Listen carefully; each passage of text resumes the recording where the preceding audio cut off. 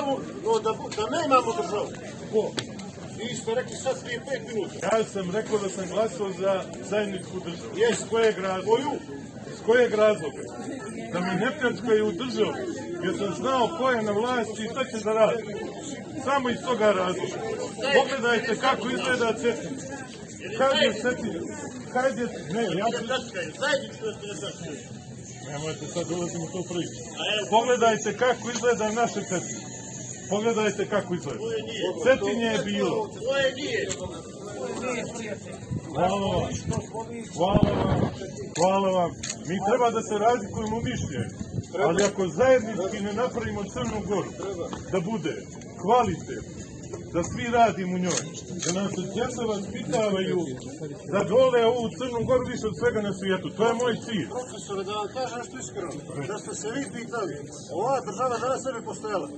U svo uvažavanje. Dobro, može i to možda bude tako. Ova država danas ne bi postojala. Pa možda i to je tako. I što ima da pričam više?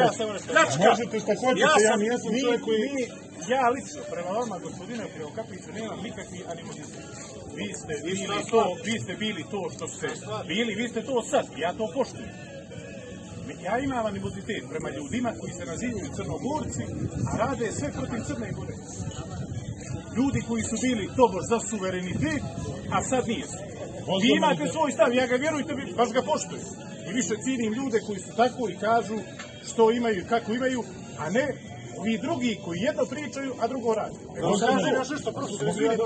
U istoriju Crne Gore prvi put smo nezavisni od 2006. godine.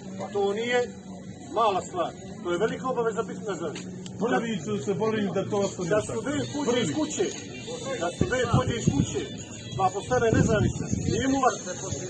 Nije mu lako. E tako ni nama nije lako. Mi ćemo se sa svim izboriti.